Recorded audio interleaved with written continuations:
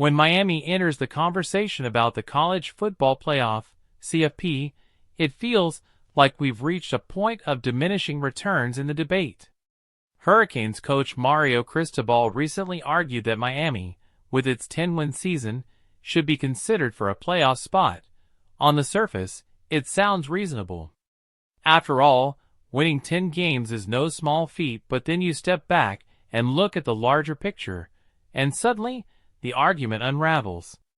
Army, Memphis, Boise State, UNLV, and Louisiana Lafayette all won 10 games this season, too. Are they playoff worthy? Well, no. Not in the eyes of the CFP committee. Why? Because the strength of their schedules pales compared to those of the Power 4 conferences. So, if the Miami argument holds water, we must apply the same logic to the group of 5 teams. Here's where things get tricky.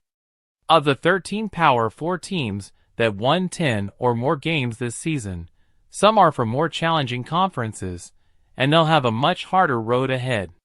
Take the SEC, for example. The road to 10 wins is often brutal, but that doesn't make a team automatically deserving of a playoff spot. The CFP's formula must be based on more than just the number of wins. It must factor in the level of competition, and this is where Miami, and teams like Indiana with weaker schedules, get into trouble. Let's dive into the numbers. The playoff has 5 automatic spots, the Power 4 champions, and the highest-ranked group of 5 champions.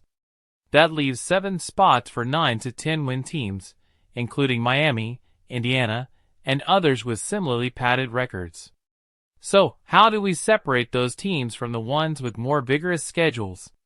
The answer is simple: strength of schedule. It's the only fair way to determine the deserving teams. When we consider Miami and Indiana, it becomes clear. These teams don't have the same kind of wins as teams like Alabama or South Carolina, who've gone up against ranked opponents and come out victorious. Alabama, for example, has wins against 3 top 25 teams. South Carolina has 3 wins against ranked teams, and Ole Miss has 2. Meanwhile, Miami and Indiana have 0 wins over ranked opponents. Suppose we're going to argue that teams can only play those on their schedule.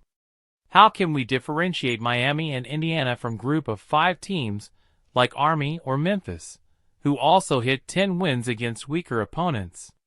The fact is, you can't have it both ways. If we disregard the level of competition for group of 5 teams, we have to do the same for teams in the Power 4. Otherwise, we're just cherry-picking which teams benefit from an easy schedule and which don't. Cristobal's insistence that teams should be rewarded for simply winning games sounds good, but it falls under scrutiny. He says the award should go to teams winning the games, not those politicking their way into a playoff spot. But when those wins come against weak opposition, it dilutes the argument for a playoff berth. One more win against a weak schedule isn't enough to make Miami or Indiana deserving. Let's take Indiana as a case study. The Hoosiers sit at number 10 in the CFP rankings, but they've only played 1 game against a current top 25 team and lost by 23 points. Indiana has no tangible reason to be in the conversation for a playoff spot. The only justification is the arbitrary rankings of a committee that watches the games, but doesn't always consider the context of those games. Ultimately, the debate about who deserves a CFP spot is more than just win totals. It's about quality, not quantity. Miami and Indiana may have the wins, but they don't have the wins that matter. As the selection committee prepares its final choices, let's hope they keep that in mind and don't buy into the empty rhetoric of teams simply winning games. The teams that genuinely belong in the playoffs will have earned it through demanding schedules and quality victories, not by politicking their way to the front line.